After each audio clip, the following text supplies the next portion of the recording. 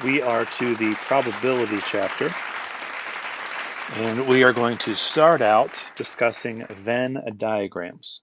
Before we get into that, you'll notice at the top of these notes it says P1 and P3. So this is the first and third section of notes. If a problem says P1, it's the first section. If a problem says P3, we'll cover that when we get to the third section. So we got 2 problems to do today, 2 Venn diagrams, and then we have 2 questions that go with each. House party. You are having dinner guests with 12 of your closest friends. As you host, you serve lasagna. And pumpkin pie.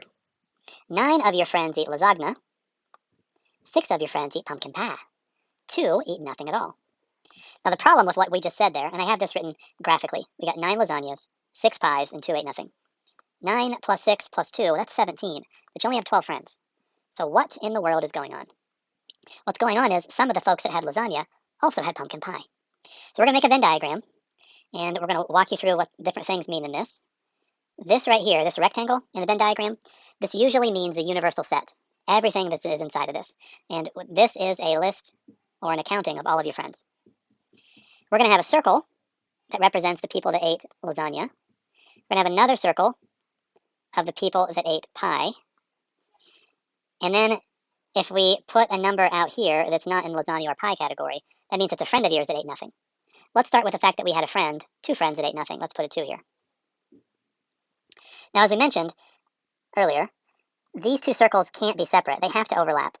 When they overlap, this section here, this represents a person who had both lasagna and pie.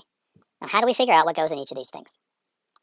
Well, first of all, we have 2 people right here, and we had 12 total, means there's 10 people left. So we got to fit 10 numbers into these 3 spots. So how can we do that?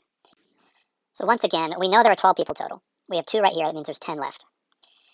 And I know that in this circle, there has to be 9 people, because 9 have had lasagna. So if I know there are 10 inside both of these circles, but I know 9 are in this circle, how many people are left to be in the I had pie only? That's 1. Let me talk you through that again. There's 12 people total inside of this. We've got 2 of them accounted for right here. There's 10 other people that have to be inside both of these circles. We know inside the lasagna circle there has to be 9. So 9 plus 1 plus 2 would give us 12.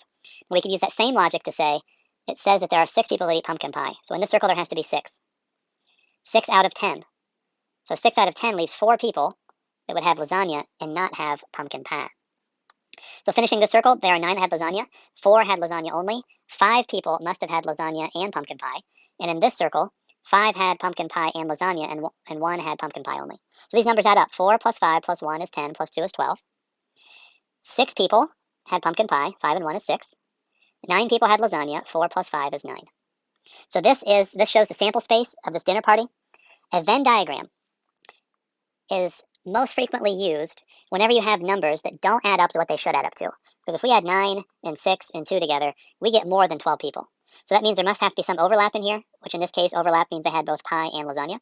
And that finishes that diagram. Now let's go to question 2. If you choose a friend at random, what's the chance that that friend ate lasagna only? So here's where you get into probability. Now the symbol for this, for probability, we can just use a P. And then in parentheses, we put beside that what we are trying to figure out. So we want someone that had lasagna only. To figure this out, you simply take the number of people that ate lasagna only, and you divide it by the total number of people. In probability speech, basically we say the number of favorable outcomes over the total outcomes. And in this case, the favorable is the number of people that had lasagna only, and the total is the total number of people. So how many people had lasagna only? Well, that was 4 people. How many total people were there in this group? There were 12 friends. Excuse me, if you want to reduce that, you can. If you choose not to reduce it, that's cool also. Let's check out another one of these fellas. Sporting a Twinkie. Now, this is a problem that we would usually do in class, obviously, and I would ask the class for numbers. Can't do that in our current situation. Let's say that there are 27 students in a geometry class. Of these students, 23 play sports, play at least a sport. 11 ride the bus on most days. And there are 2 people that don't play sports and don't ride a bus on most days. So we need to show the sample space. So first of all, do the numbers add up? Does 23, 11, and 2 add up to be 27? And the answer is no. Since the answer to that is no, a Venn diagram is a good choice for this type of problem. So this rectangle represents the universal set. That represents everyone combined. We'll call this the class. You could call it geometry as well. We're going to have a circle of students that play a sport, a circle of students that ride the Twinkie. The size of these circles doesn't matter. And we have an intersection of those two. Intersection means where they overlap. Where do we start? We start with the number of students that don't do either, which just happens to be 2, like it was in the last problem. It's not always 2. Then let's focus on the sports circle. Well, let's focus on how many students we have left. We had 27 total, so all the numbers that we add up in here have to be 27. We've already used 2. That means there are 25 students left. Of the 25 students that are left, 23 of those play a sport, which means in this part right here, it's going to be 25 minus 23, which is 2. There are 2 people that ride the Twinkie on a regular basis, but they don't play a sport. Similarly, we could say in this circle it has to be 11. 11 people ride the bus. A Twinkie is like a huge bus. Of the 25 that was left, because we had 2 here from 27, we got 25. Of the 25 that were left, 2 of them were already accounted for here. So that must mean, oh, I'm sorry, I misspoke. There are 11 in this circle. So we had 27, minus 22 is 25. In the circle that were 11, 25 minus 11 leaves us with 14 in this circle. Now finishing this up, you can do this in lots of different orders, but it's really important that you start out with this number here. There's supposed to be 23 in this circle. We have 14. 14 plus 9 is 23. There's supposed to be 11 in this circle. 2 plus 9 is 11. If we add up all 3 of these numbers together, we should get 27 because there are 27 students in the class.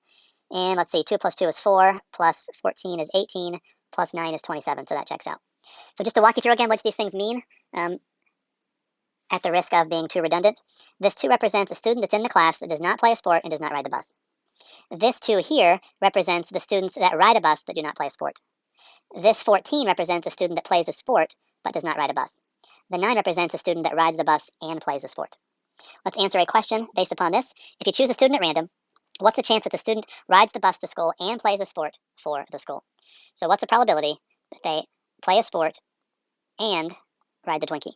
Now there's a symbol for and. It's this symbol. It means intersection. Intersection and are the same thing. So in both of these cases, you take the favorable outcomes, the number of favorable outcomes, and divide it by the total number of outcomes. So in this case, favorable, how many people play a sport and ride the bus? That's a 9. How many people are there total in the class? We said that was 27. So you can leave your answer like that. If you want to reduce it, you could reduce it to a third. And that finishes our notes, Venn diagrams. If you got questions, please let me know. Try to be brief, but sometimes when I'm too brief, maybe I don't explain it well. So give me a holler if you need help.